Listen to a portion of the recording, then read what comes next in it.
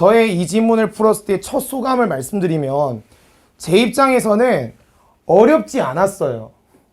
좀 더 세게 말하면 재밌게 읽었거든. 근데 정답률은 지금 박살이 났어. 심지어 지금 40번 문제는 화작 55, 엄매 71이야. 20%포인트 차이가 나죠? 왜 그런 거야? 독해를 뭘 하는 게 독해인지를 모르니까 박살나. 그럼 한성순보, 대한매일신보 또 이거 네모 쳐서 정리하려고 덤빈다고.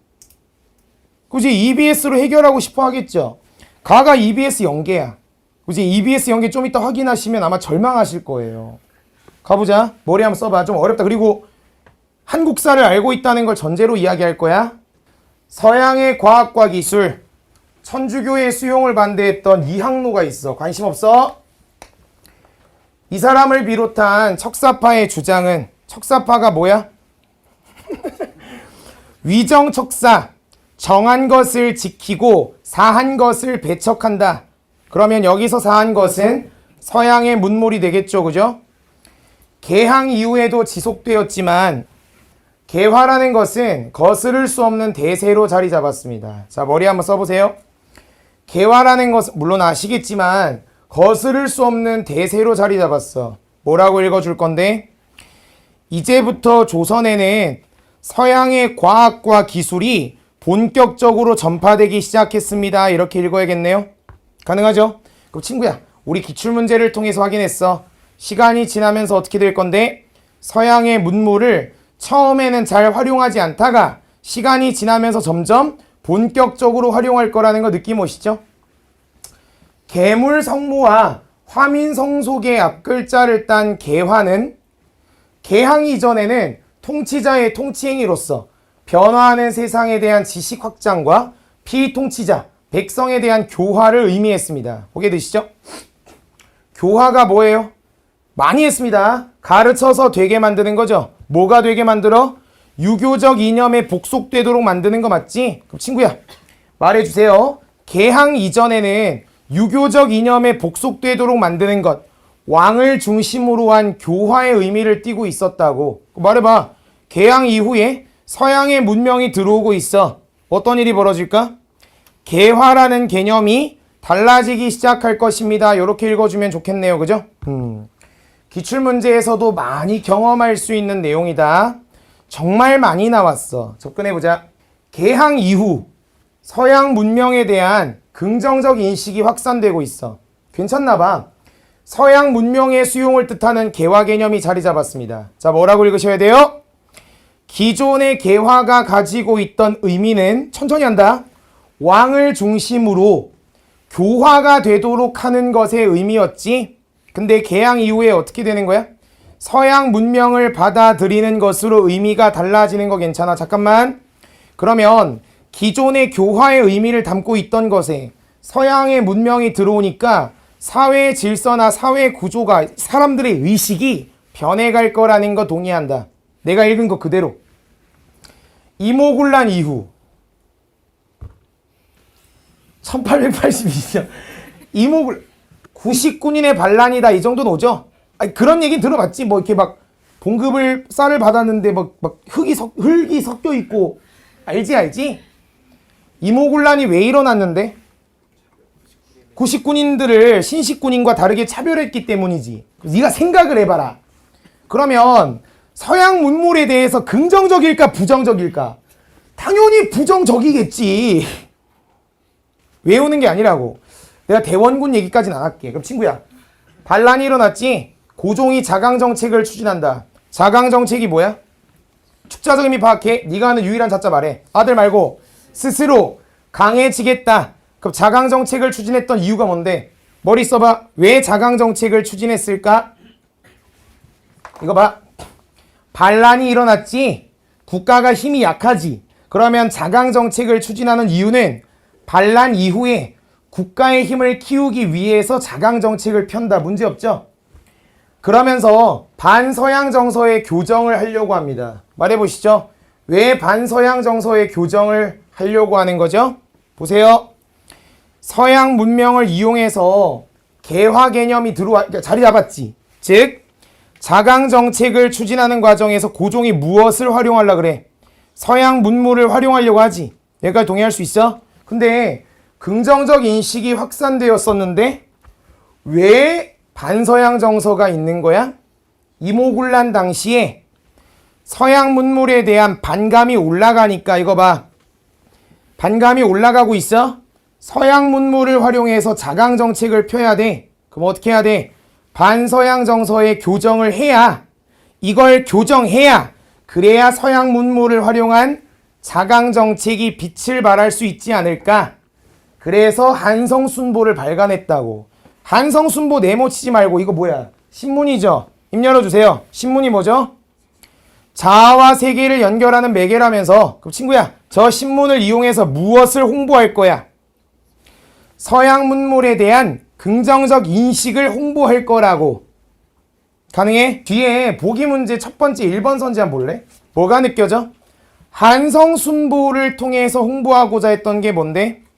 보기 문제에 나와 있는 마을 사람들을 독려하기 위해서 홍보한 내용은 뭔데? 이거 두 개를 구분하는 이유는 한성순보라는 이름을 물어보는 게 아니고요. 이걸 통해서 무엇을 하고자 했는가를 이해했는지를 묻는 거야. 가능하죠? 다시 와보자. 이 신문의 개화 개념은 서양 기술과 제도의 도입을 통한 인지의 발달과 풍속이 뭐야? 속세의 풍습, 이것의 진보를 뜻했습니다. 보이시죠? 서양 문물을 이용해서 사람들의 의식을 계몽시키고 사회를 진보시켜 나가겠다라는 목적을 갖고 있는 거 맞죠? 질문 좀 합시다. 이거 왜 하죠? 이거 왜 하죠? 이거 왜 하죠? 자강 정책을 추진하고 있다니까?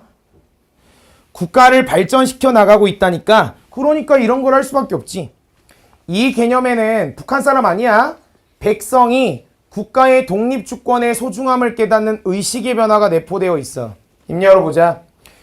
왜 독립주권의 소중함을 깨닫는 의식의 변화가 내포된 거야?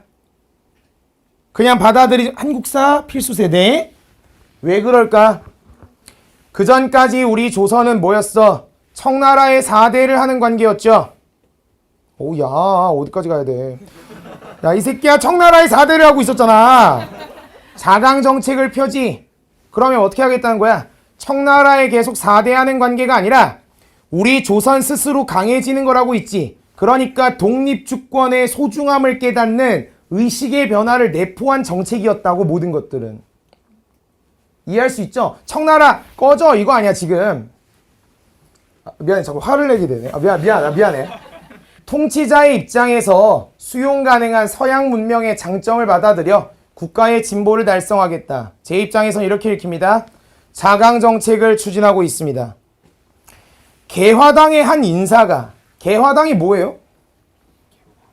그렇죠. 개화하는 당, 뭐 국민의힘, 더불어민주당, 뭐 개혁신당 이런 거잖아. 미안하다. 또 무슨 당 먼저 말했냐 이 지랄 떨지 말고. 개화를 추진하는 당, 개화당의 한 인사가 제시한 개화 개념은 뭐예요? 문자로 이루어졌다. 성문화된 규정에 따른 대민 정치에서의 법적 처리 절차 실현 등 서양 근대 국가의 통치 방식으로의 변화를 내포하는 것이었다. 외우지 말고 생각해. 천천히. 정치가 뭐야? 나라를 통치하는 걸 말하죠. 대민이라는 것은 백성들을 대상으로 나라를 통치하는 방식이, 법이라는 건 사회 질서를 만들죠. 보세요. 기존에도 법이 있었다, 그지? 근데 지금 뭐가 들어오고 있어요? 서양의 문물이 들어오고 있죠. 그러면 사회 질서도 어떤 것에 영향을 받아? 서양 문명의 영향을 받아 변해가고 있습니다. 이렇게 읽어야지. 이 문장 자체를 기억하는 게 아니라 그는 개화 실행 주체를 여전히 왕으로 생각하고 있어요. 한계가 좀 있네요. 아직까지는. 개화 실행 주체로서 왕의 역할이 사라진 것은 갑신정변에서였다. 근데 3일천하로 끝났지. 알고 있지 그 정도는. 풍속의 진보와 통치 방식 변화라는 의미를 내포한 갑신정변에서의 개화 개념은 통치권에 대한 도전으로 뿐만 아니라 개인의 사욕을 위한 것으로 대표되었습니다. 자, 대답 잘해야 돼요. 외우려고 하지 마. 개화파를 중심으로, 급진개화, 개화파를 중심으로 일어난 정변이니까 당연히 이런 변화를 내포하는 건 문제가 없어. 근데 어떻게 됐어? 실패했지. 그럼 왕의 역할을 배제한 것이니까 실패한 그 정변에 대해서 이건 통치권에 대한 도전이야. 개화파 인사들의 사욕을 위한 것이야. 라는 것으로 갑신정변의 의미를 사람들이 해석했다고. 고종 뭐 하는 중이야? 계속 지금 자강정책을 펴고 있는 중이야.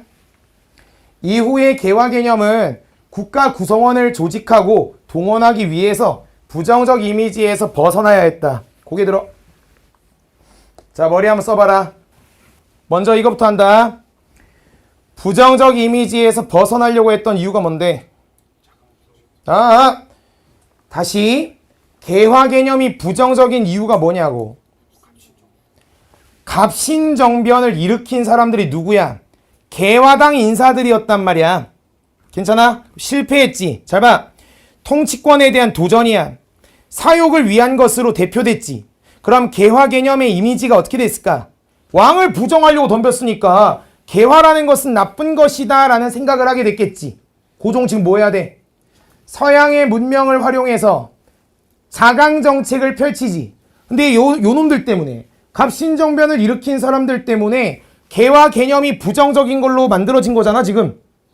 자강정책을 하려면 백성들이 모두 다 동참해줘야지. 그래서 자강정책을 추진하기 위해서 국가 구성원, 백성들을 조직하고 동원해야 되니까 다시 부정적 이미지가 되었던 개화의 개념을, 부정적 이미지를 지워내려고 노력했습니다. 이 소리라고 지금.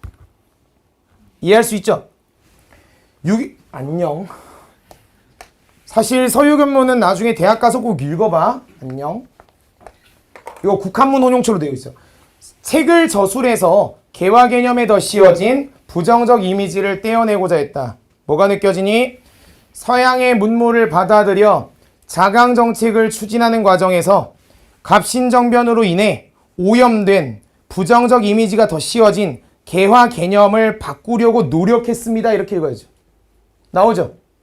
이후에 간행된 신문, 대한매일신보 등의 개화 개념은 국가 구성원 전체를 실행 주체로 해서 근대국가 주권을 향해 그들을 조직하고 동원하는 것을 의미했습니다. 말씀 주시죠?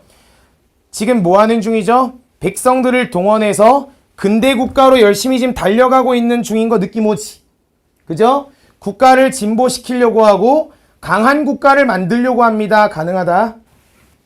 자, 을사늑약 떴어. 을사조약 아니야, 늑약이야. 자, 을사늑약 왔어. 어떻게 됐을까? 나는 안 사라졌어 아직. 을사늑약 이후에 어떻게 될까? 국가의 힘이 빠져버리겠지. 누구의 침탈이 이루어지고 있니?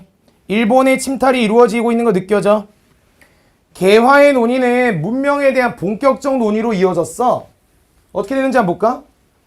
대한자강회. 네모하지 말고. 교과서에서 헌정연구회, 대한자강회, 대한협회 이런 거 배우는 거 알고 있지? 애국개몽운동의 주체들. 됐고요. 자강정책을 펴고 있어. 대한자강의 주요 인사들은 서양 근대 문명을 수용해서 근대 국가를 건설한, 좋아요. 근데 앞서 문명화를 이룬 일본의 지도를 받아야 한다고 보았다. 자, 이제 옵니다. 보세요. 고종께서 여러 부침이 있었지만 자강정책을 추진하기 위해서 열심히 노력하고 계시죠? 근데 을사늑약 이후에 어떻게 된 거야? 이 주체를 일본으로 두는 상황이 벌어진 거야. 그럼 네가 봤을 때 이게 옳은 거냐? 그래서 미리 읽었으니까 아는 척 좀 하면, 그래서 박은식 선생님이 뒤에서 뭐라고 하는 거야? 일본이 중심이면 안 됩니다 라는 이야기를 하는 거라고. 이들은 서양 근대 문명의 주체를 주체의 인식의 기준 근거로 삼았기 때문에, 누군데? 대한자강의 주요 인사들은 서양 근대 문명의 주체를 기준으로 삼았대. 지금 위에 딱 보니까 그 기준이 누구야? 일본. 그래서 민족의 주체성을 간과했다고 비판을 받는다 이 말이야. 가능해? 이런 상황에서 박은식 선생님은 네모치고 별표치. 알았어? 박은식 모르면 안 돼. 근대 국가 건설과 새로운 주체의 형성에 주목해서 문명에 대한 견해를 제시했다. 친구야, 국가가 진보해야 되니까 이건 상관없어. 이게 중요한 게 아니지. 여기가 중요하겠다. 왜 주체를 새롭게 형성해야 된다고 말했는데 지금 누가 중심인데 일본이잖아. 그러면 돼, 안 돼? 안 돼. 조선인들이 중심이 되어야 된다고 생각하니까 새로운 주체의 형성에 주목해서 견해를 제시했다고. 그의 기본 전략은 문명의 물질적 측면인 과학은 서양으로부터 수용하되. 고개 들어. 지금 괄호친 문장은 별로 중요해 보이지 않아. 왜 그래? 이거 봐. 서양의 문명을 받아들이면서 국가가 진보해 가야 된다는 건 당연한 거야, 지금. 뭐가 핵심인데? 이것의 주체가 누구냐 이거야. 문명의, 여기부터 핵심이죠? 문명의 정신적 측면인 철학은 유학을 혁신해서 재구성하는 것이었다. 자, 질문한다.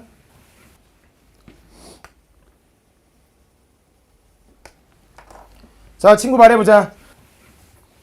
유학을 혁신해서 재구성해야 되는 이유가 뭐야? 친구, 우리의 주체성을 가지고 우리가 주체가 되어서 국가의 진보를 이끌어야 된다. 끄덕끄덕. 우리의 기본 정신은 뭔데? 유학에서 온 거지. 다시. 근데 기존의 유학으로는 돼, 안 돼? 안 돼. 세상이 변해가고 있고 진보해야 돼. 그래서 잘 봐라.